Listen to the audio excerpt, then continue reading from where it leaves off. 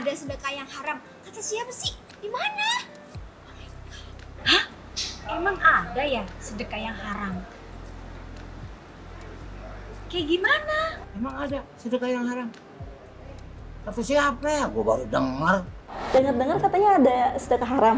Saya bisa traveling gitu. Membantu orang lain tuh ya bukan dalam keadaan kita lagi bahagia, lagi senang. Walaupun keadaan sulit ya kita coba bantu orang lain. Apa aja?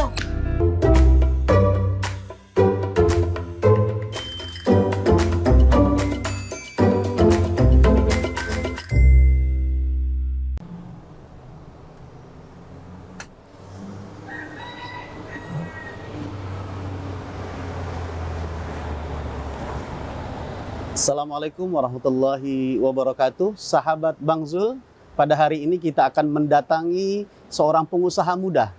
Orangnya cantik luar biasa, pasti penasaran. Tetapi kita akan gali bagaimana meraih kesuksesannya. Subhanallah, pasti sukses bersama Allah. Mari kita datangi.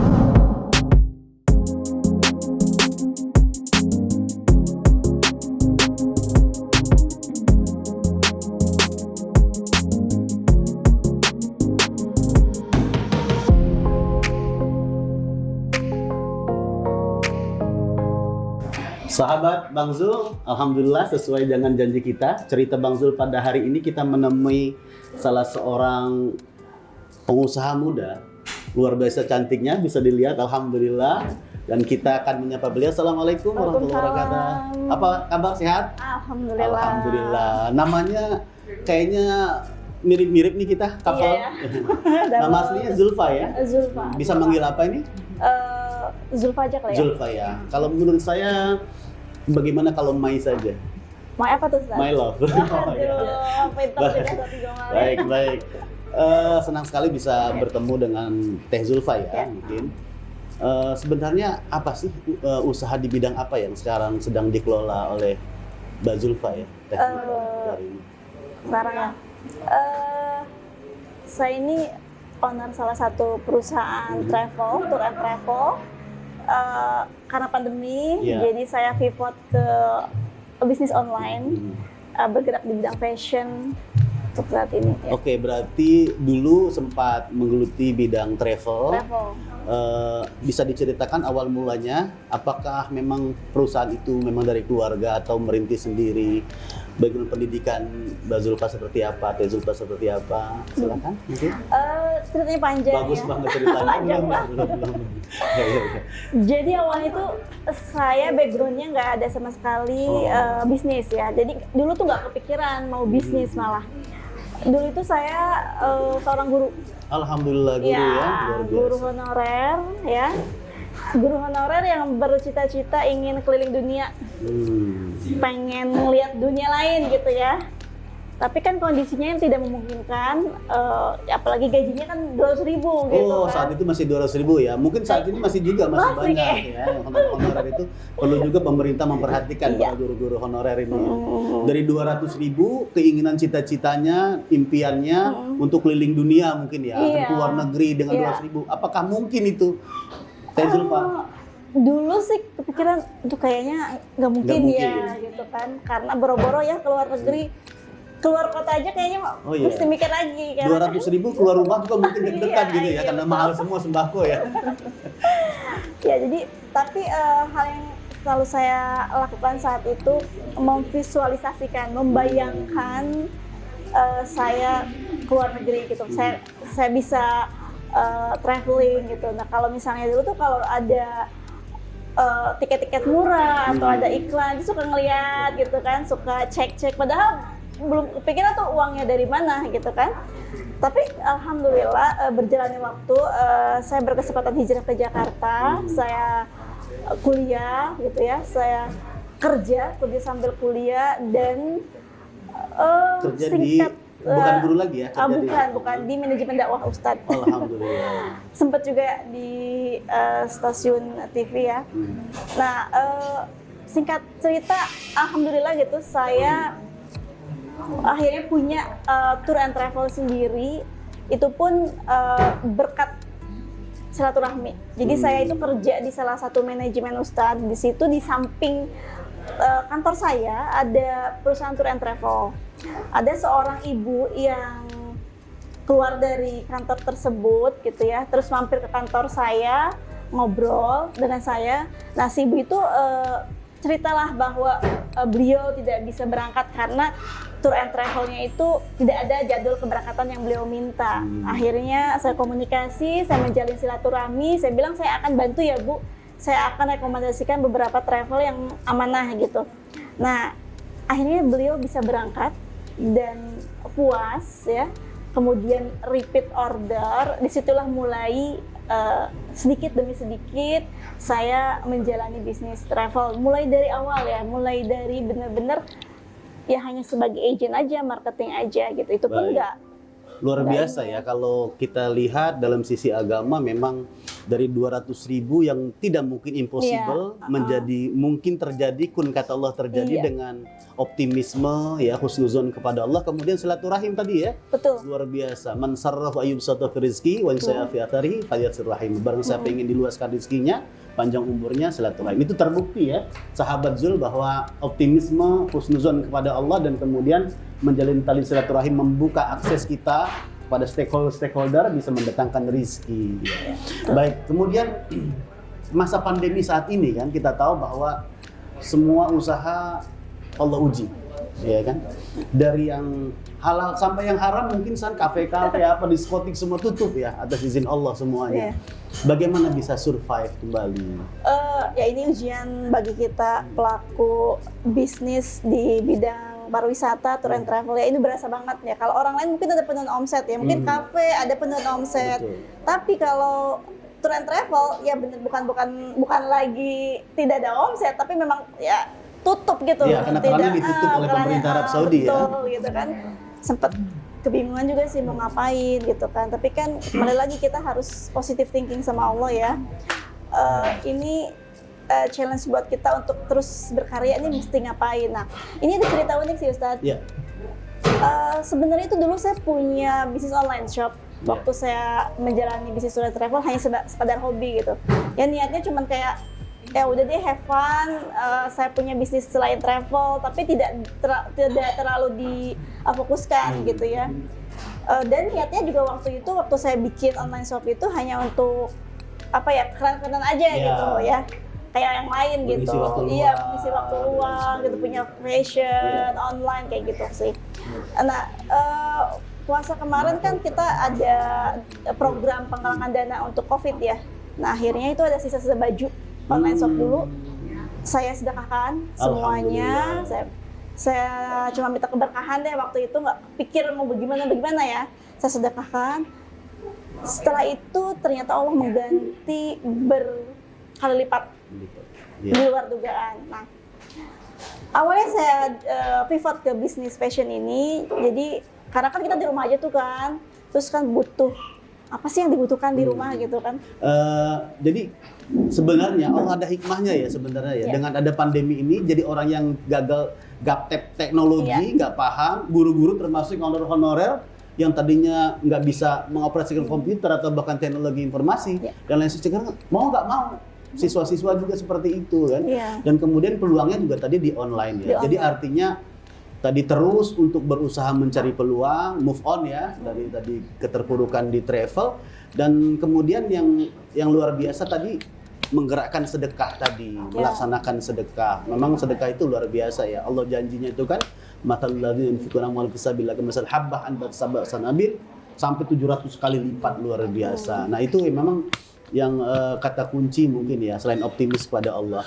Nah kemudian pastikan kita punya karyawan nih, ya kan? Karyawan kan pasti terdampak juga, banyak yang dirumahkan dan lain sebagainya. Gimana strategi untuk mempertahankan agar bagaimana ya hidup kita bisa bermanfaat daripada Allah Subhanahu Wa Taala kepada masyarakat, kepada umat, kepada manusia. Nah, karena kondisi pandemi itu kan juga banyak yang curhat ya, termasuk salah satu ya karyawan saya juga kan harus dirumahkan gitu. Nah, lihat kondisi seperti itu, akhirnya itu yang membuat saya untuk membuka peluang usaha di online shop ini untuk sama-sama gitu ya, mengajak para ibu rumah tangga atau pekerja yang di PHK untuk bisnis bareng-bareng gitu. Ini tujuan dari bisnis saya itu. Oke, berarti bahwa peluang usaha membuka usaha baru di dunia online ini dengan tidak langsung juga kita terus memberikan lapangan pekerjaan kepada karyawan kita ya. Jadi kita tidak egois juga gitu kan. Tapi ini enggak ketika pandemi ini nama kehidupan kan kadang di atas, kadang di bawah gitu kan. Jadi ada bahagia, kemudian ada sedih juga. Pengaruh nggak dengan kehidupan rumah tangga gitu? Ribut mulu sama suami gara nggak punya duit, pusing gitu kan. Jadi yang tadinya begini, cinta jadi gini-gini kan. Gimana coba? Pasti ya namanya kan rumah tangga, kehidupan itu nggak selalu di atas gitu kan. Pasti ada up and down. Apalagi pandemi kan itu psikologis ya buat kita. Yang saya sendiri yang awalnya sering terbang, sering bawa jemaah gitu. Sering pergi-pergi, kemudian di rumah itu kan psikologis buat kita ya. Betul. Sama juga dengan suami saya pasti sama ya, karena kita semua di rumah dengan suasana baru yang mesti adaptasi, pastilah ada yang namanya proses-proses atau ya kerikil-kerikil yang memang kita harus lewati gitu. Iya. Oke, jadi sebenarnya hikmahnya juga bahwa tadinya kita jarang bertemu keluarga bersama anak, suami, keluarga, orang tua. Mungkin ketika pandemi ini ternyata rezeki masih Allah berikan. Selama kita justru menyayangi, memberikan kasih sayang lebih kepada keluarga ya. Baik. Ini juga Mbak Zulfa. Ini kan couple Zul nih ya. Saya juga pengen ini punya bisnis yang luar biasa. Mungkin ada nggak doa-doa atau apa ibadah-ibadah selain dari sedekah tadi ya? Sedekah tadi yang terus rutinitas istiqomah dilakukan oleh suami, mungkin istri gitu kan. Kadang-kadang kalau suami bekerja, istrinya tidur gitu. Kadang rezekinya gak seret, tapi kalau dia sholat duha, ya Allah tolong rezeki suamiku. Jangan kenceng-kenceng malu mata enggak sih. Sholat duha gitu. Mungkin apa ibadah-ibadah yang lain yang mungkin dilakukan? Ya tadi ya, selain sedekah, kita memuliakan orang lain, membantu orang lain gitu. Kadang membantu orang lain tuh ya bukan dalam keadaan kita lagi bahagia, lagi senang. Walaupun keadaan sulit, ya kita coba bantu orang lain. Nah, selain itu juga apalagi orang tua ya, memuliakan orang tua, memuliakan orang lain. Ya kalau misalnya, saya dapat amalan dari kiai saya waktu saya di pesantren. Jika ingin terkabul hajatnya, beliau berkata, sering baca istighfar dan sholawat 1000 kali, terutama habis sholat maghrib menjelang isya. Jadi setelah baca istighfar dan sholawat setelah sholat maghrib. Setelah sholat maghrib menjelang isya. Jadi setelah sholat maghrib itu nggak langsung out gitu. Jadi zikir dulu. Nah itu salah satu amalan yang kiai saya sampaikan gitu. Iya, ini terkait juga dengan hadis Rasul. Innal abda la yuramu rizqa bizanbin yusibuh. Ternyata kita sulit mendapatkan kebahagiaan, rizki dan lain sebagainya karena apa? Dosa yang kita lakukan. Jadi banyak-banyak istighfar untuk membersihkan dosa kita agar Allah sayang sama kita, kemudian doa kita terkabul gitu ya. Ada nggak? Boleh tanya nggak? Iya boleh. Ini dengar nih. Bagus banget pertanyaan. Oh belum. Dengar katanya ada sedekah haram. Itu kayak gimana sih Ustaz? Iya. Seperti apa? Sedekah haram pada asal hukumnya, sedekah itu kan sunnah. Sunnah itu mayusabu la fi'lihi wa la tarki. Dilaksanakan ada pahala, nggak dilaksanakan nggak apa-apa. Tapi bisa juga dia menjadi haram karena lizatihi, zatnya yang haram. Kita mensedekahin babi, minuman keras itu haram, nggak boleh. Kemudian juga apa ya? Kan ditanya ketika nanti kita di akhirat nanti, min aina iktasabah, dari mana dia hasilkan itu? Ternyata dari uang korupsi, dari uang mencuri, kemudian dia sedekahkan, itu nggak boleh. Maka Rasul nyatakan, menjama amalan haraman, barang siapa yang mengumpulkan uang sebanyak-banyaknya dengan cara yang haram, summa tasaddaqa bihi, kemudian dia mensedekahkan, malam yakun lahu ajrun, maka nggak akan dapat pahala sedikit pun, bahkan dosa orang-orang yang kita sedekah itu kembali kepada kita. Nah, jadi keharaman-keharaman itu bisa karena zatnya, bagaimana kita mendapatkannya, atau bahkan mungkin karena riba. Kita membungakan uang berlipat ganda. Tapi ada juga yang misalnya yang mengatakan bahwa selama tidak ada afan mudha'afah berlipat-lipat, nggak ada masa masih toleran. Tapi kita tinggalkanlah itu.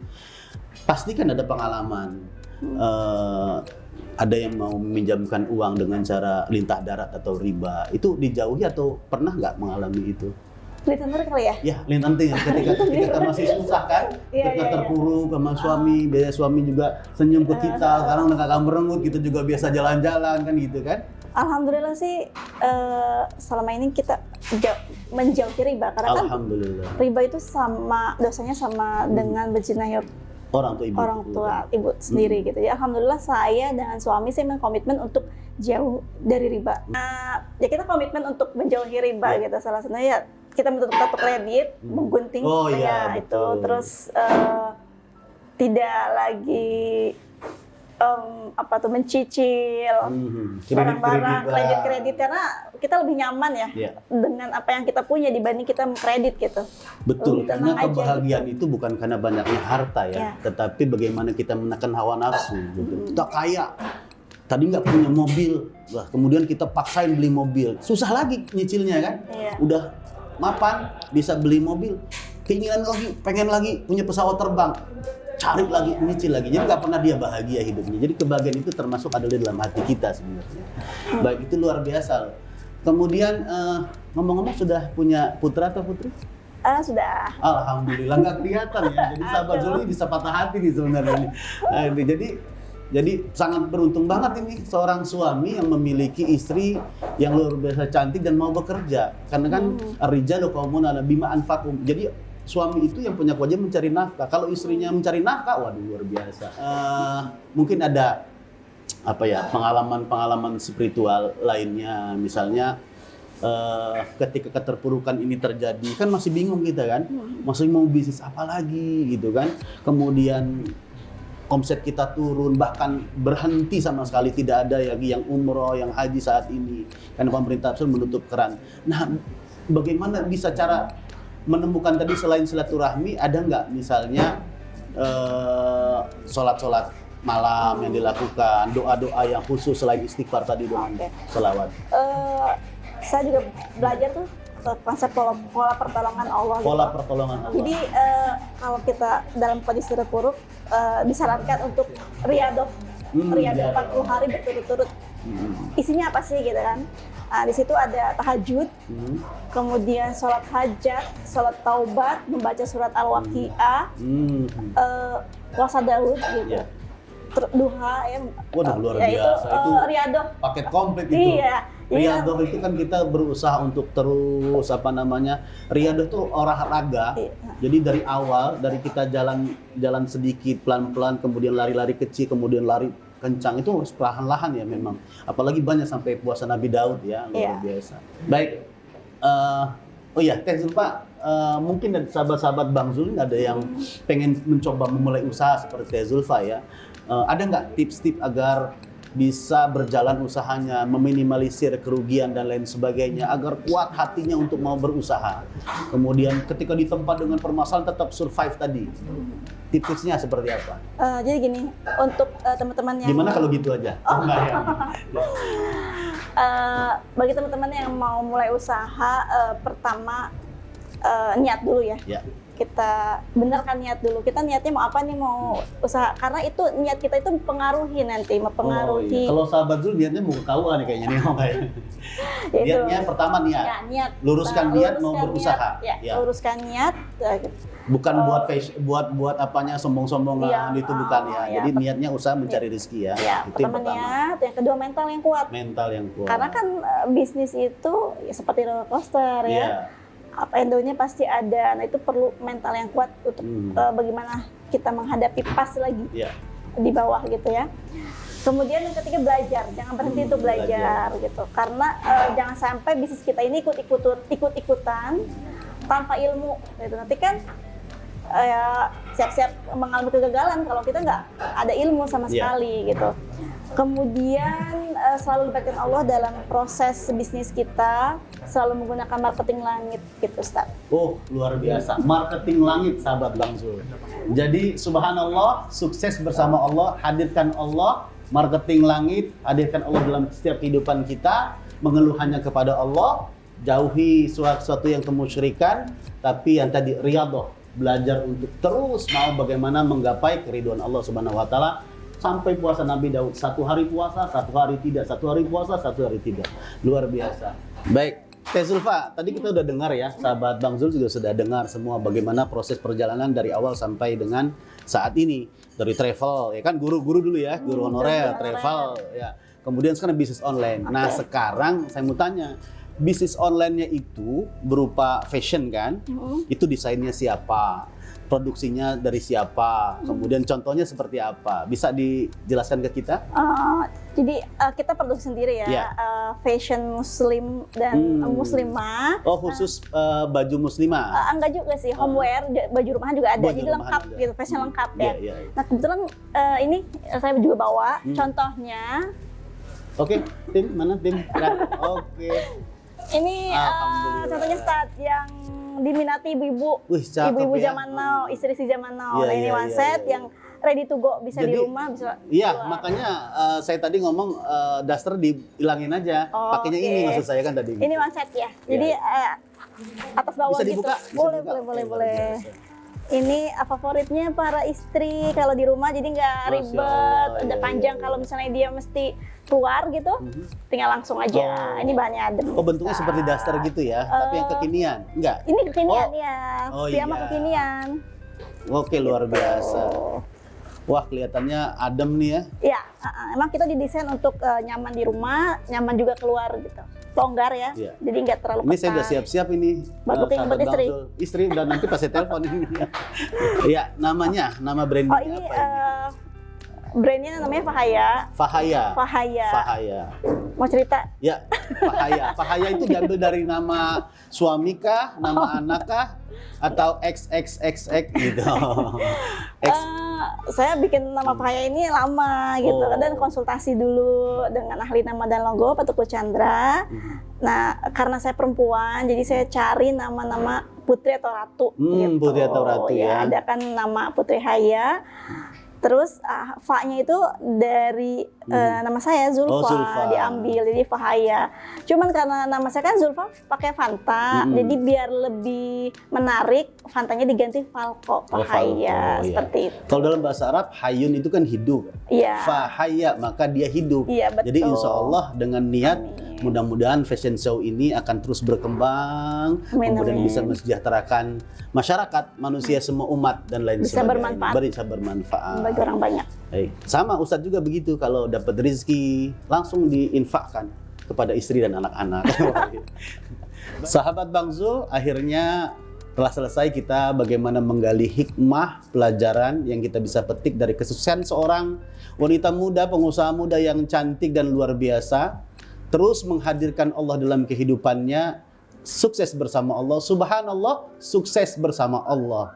Dengan cara yang pertama tetap husnuzon kepada Allah, ketika Allah uji dengan pandemi COVID ini 19, tetap survive, kemudian terus berusaha move on, mencari peluang-peluang yang lain dalam berbisnis, kemudian menemukan bisnis online, dan kemudian juga yang terpenting, gemar memberikan sedekah, berbagi kebahagiaan, kasih sayang kepada sesama, dan ternyata juga melakukan riyadhah sampai dengan puasa Nabi Daud. Sehari puasa, sehari tidak. Semoga bermanfaat untuk kita semua. Akhirnya, Allah muwafiq ila aqwamit thariq. Assalamualaikum warahmatullahi wabarakatuh. Jangan lupa subscribe, like, share, dan komen di bawah ini.